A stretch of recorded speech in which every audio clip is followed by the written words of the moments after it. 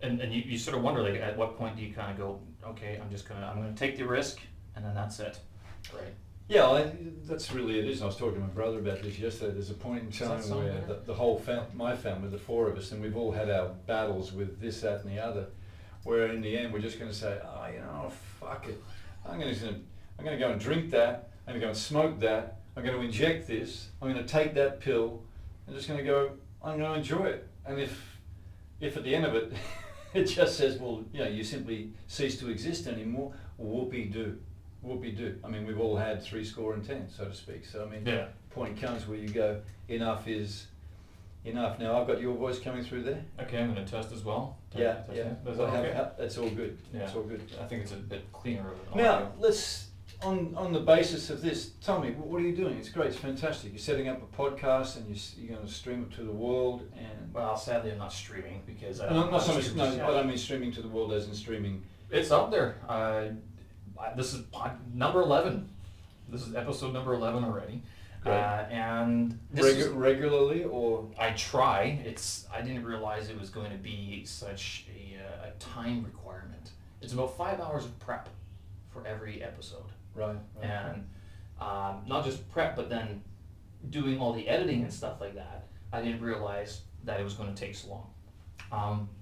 But one of the ideas was to learn how Logic works. I want to get involved with more audio post-production. And there's like, maybe you can sympathize with this. You have all these projects that you did before. You have all these ideas. You're like, I'm going to get to it. I'm going to do it. I'm going to get to it. Right? Yeah, I will eventually. But then you never do because there's always something that you had to learn in order to get those projects finished. Yep. But every time you go back to that, it reminds you of how much stuff you haven't done.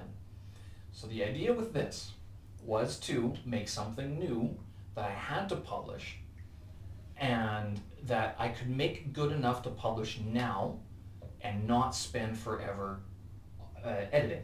Like we were talking about my albums last year, right? And you walked me through it. Like, and that was sort of the first time I sat down and watched someone work through using an audio workstation like that. I'm going, like, I didn't know what a sidechain was back then. Still now I'm like, oh, that's what a sidechain is. It's just an auxiliary strip that you put some effects on that you have to remember to turn on your board. You have to remember to put the send up. You have to turn up the send so it goes to the auxiliary. And then you can apply a certain effect or a certain set of effects to whatever's being sent to that auxiliary. Mm-hmm. Brilliant! You think about what you're doing now in terms of a podcast. As you know, like the number of times you would have listened to that I've listened to, for example, a poetry reading, but with music. Mm-hmm. And every now and again the music you would go, it's perceptibly louder. And you're aware of it, but then seamlessly the music ducks beneath, but doesn't disappear, ducks beneath the utterances that come out from the reader, from the narrator. Seamlessly, just so smoothly that there's no imperceptible are the volume changes. And that's sidechaining with compression. Right. So that as soon as that voice starts, bang, the music ducks. And in fact, they even sell VSTs called duckers, which is nothing more than that's what it does. Okay. So that's what a ducker is. Okay. That's what a ducker is. Yeah, well, and what the fuck is a ducker? And I was looking through all of these effects. Your mother ducker. Because when you were showing me this, you were talking about all these plugins and stuff like that. I'm going, okay, well, first of all, I don't want to spend like another $1,000 on equipment that I'm only going to use once. That was the big thing. Sure. And then I was also talking to, was it Neil? Wave. He uses Waves as well. All that. Neil. Right. Swayze, right? Yeah. And so I was talking to him, and he's like, "Yeah, just use these wave plugins and stuff like that." I'm like, more buying stuff. Can I not just use Logic? And I did. There's another guy who also agreed to be on my podcast. Maybe next week or the week after. And I asked him, like, can you edit audio without using plugins? And he goes, with Logic. And he's like, yes, Logic is a solid program. You Absolutely. can do it. Yeah. And not only that, but it was, and I was reading online, and this is more of me just trying to avoid overcomplicating everything, especially with those two albums that we were listening to, the djembe one and the rock band one, or the garage band, whatever. But I wanted that raw, organic sound as close to how it was being recorded as possible. Totally. And I didn't want extra stuff on it just yet. But that being the case with the podcast, I mean, I'm playing around with the effects, even just minimizing room sound. Yep. Like, is a different artistic way of dealing with the frequencies. And all the plugins that you want to be able to do that, to produce a podcast, are all there inside Logic. Everything is there. I tried a few of them though, and I don't know, maybe it's my voice, maybe it's worse than I think it is. I thought I had a nice voice, but I'm listening back to it and I'm going, I think that's always a natural kind of phenomenon, that a person maybe doesn't like the sound of their own voice. I sounded nasally. Yeah. And I'm listening to it going, this doesn't make, like, I'm not a nasally person. I don't think I am, but the other thing was like mic technique. I listened back to the first one. I had the microphone right up to my mouth because I thought that's what you had to do. Right. But then I'm like, no, you got to push it back about a fist, maybe 2 fists. Sure. And you turn up the volume on the microphone, and then from there, that also reduces like your swallowing and your mouth clicks all and those stuff like kinds that, of things. Yeah. which is stuff that I've never dealt with before.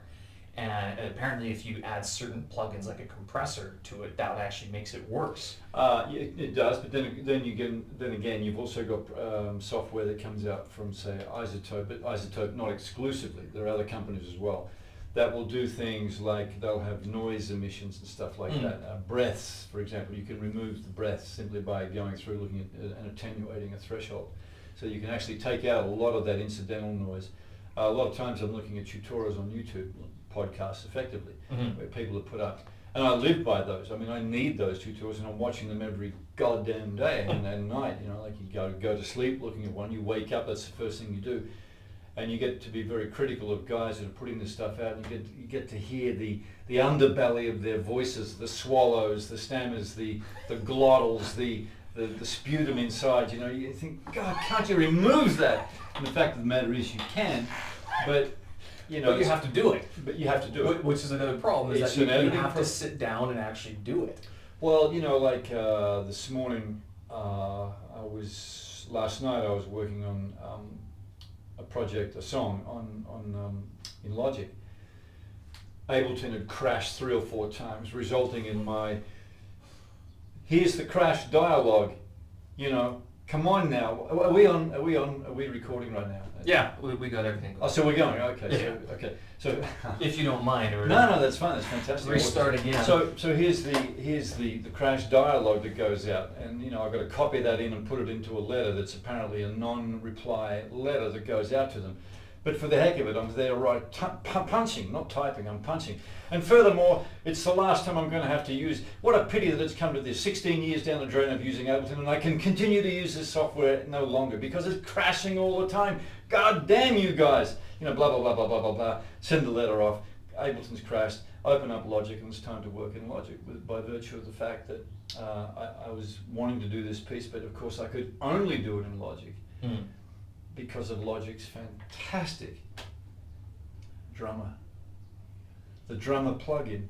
The different drummers that you have in Logic, like there's, I forget their names right now, but like there's SoCal or the Kenny and there's probably Barbie, and I don't know, there's no Barbie, but there's a couple of girls in there. Those drummers are insane. And more recently I was reading about how to use those drummers in odd timings, so for example 7/8, 6/8, all this kind of stuff. And that was opening up for me. That was what I really wanted with Logic, is I needed to have this drummer. Now there's actually a third-party bassist as well, so that, for example, you could have what's the word I want? An AI drummer, which Logic is providing. There's also an AI bassist as well, which Easy Drummer? Drummer, but Toontracks. Right. Toontracks now supply their bassists as well. Now I'm getting very close to the point I've been holding up, because you know, for people listening to this podcast, because now that I know that we're recording, people are listening to this, and you know we're in China right now. Is that okay to mention? Yeah. That? We're in China right now, and there's a lot of people here that are kind of trapped here. they're not earning any money, so they're on tight budgets, and I'm one of those as well, where all the things that I want and all the things that I took for granted in the past, every week would go past and I'd be buying another VST and buying this and buying that, because it didn't mean, it mattered for shit because they were sort of relatively cheap.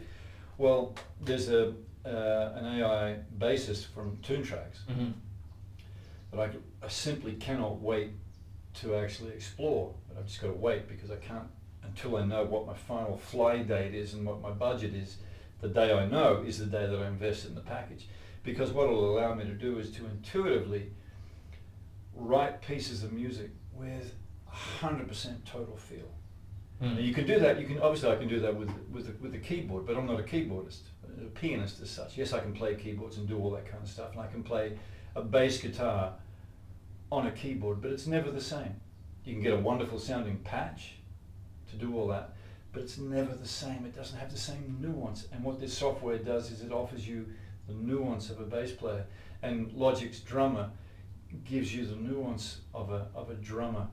And you can do it by a wonderful little technique that I worked on. It's so simple. It's like all you have to do is to check a little box where you tell the drummer to follow the track. Yes. Which track?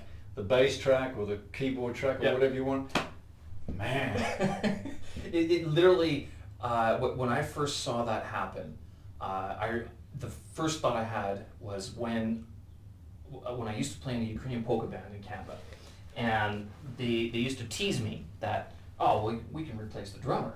I'm like, yeah, I guess that's true. You could have, because especially with a polka beat, it's not very difficult. Right. But now I'm looking at it going, it's not just the drummer you can replace. You can replace everyone. You can replace all of them. You don't need to work with anyone. You come up with an idea and you punch it in. You don't even have to, I mean, you don't have to do it well. You punch in a couple keys, you use MIDI, and then all of a sudden it sounds like the instrument you want. And then you match that with your bass player, and then you have the drummer play along with that bass player, and now you've got your melody, your bass, and your drums all going. Extend for 3 minutes, and there's your well, that's foundation track. And there's some support software for that as well. I just can't think of the name of the software right now. It might come to me while we're talking, where you can build up the whole ensemble, the whole thing, the whole 9 yards. It's all done, effectively reaffirming what you were saying. Recently I bought software called Scalar, and this is absolutely stunning. There was Scalar 1, Scalar 2 has just come out. Scalar 2 is absolutely the bee's knees of composing. So as a composer, as you're sitting back there, now I still like to, and I'm really, I covered a song called Gangsta Paradise from Coolio. I heard that. Yeah, well it's not, I pulled it down off my site because it wasn't quite right. Right. It was all too raw. Looking for the right voice and blah, blah, blah. Not just in the vocals, but also the guitar sounds and all that kind of stuff. And it was a rushed mix, but it was an amazing process to have to go through to get things done the right way by virtue of breaking out the drums and using drum stems, blah, blah, blah. So that was all you, but you use different instruments, like the different digital instruments to different digital, yeah, sure. It was totally, the only thing that I actually composed, I remember I was talking about Scalar, I'll come back to that in just a sec, but I actually composed the intro, because there's only 4 chords in the song, but I composed this really delicate guitar piece, which I did sitting on the bed with a guitar in the morning, which is, to me, the best way to compose. Composing is still a traditional art form that I personally love doing. I think a lot of people do as well, particularly, you know, if they're pianists or brass players or whatever, you know, guitarists and whatever. But with Scalar, it's like you can set up some paradigms for the AI to come on in. You know what you're looking for. You know you're searching for something like, for example, you're doing something where you want certain emotions to be conveyed through the music because you're writing it because it's matching a lyric that you've written, or because maybe you're trying to put together a soundtrack, which is what I'm working on a little bit at the moment, maybe talk about later, where you need to convey certain kinds of emotions. Well, Scalar allows you to go through there, to enter into that sort of room, whereby you can target chordal arrangements to match up what you're looking for in terms of the emotion, and then go beyond that in terms of the rhythm. So it has a definition, like I want it to be sad. I want it to be happy. You can go. It can be without meaning to, because that's exactly what it was. You want a song to be happy. You want a song to be sad. You want to write a 3-minute, 27-second pop song that's going to convey puppy love. Puppy love. Bang! There it is. This is the chord progression for you as well. And each chord that they are now throwing up for you has a variation. So in the end, it's like I could be sitting there, and I'm going to be working on a song where I've got my palette of, let's say I've got 12 chords, for the diatonic scale, I've got these 12 chords. Each one of those chords has multiple variations. Mm-hmm. This is before I even enter into things like with rhythm and tempo and all those kinds of things. So I can actually go through, isolate the chords that I want. Ultimately, I can put them together and just simply, I'll press that button there, which gives me this particular chord. Now I want to move from that particular chord. I want the emotion to be despair, but come out of despair into realization that it's all going to be good again. Right.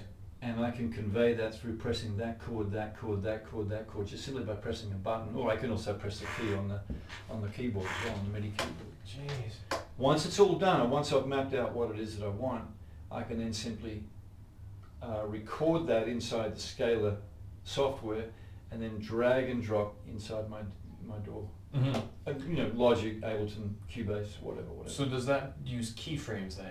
Like it's automation basically that you're saying the key though. Oh, the key. Chord, but then like you just punch it in, like there's a little triangle dot on the sound file, right? And you punch it another one. Because I'm coming to this like as a film editor or like even using Logic, the automation.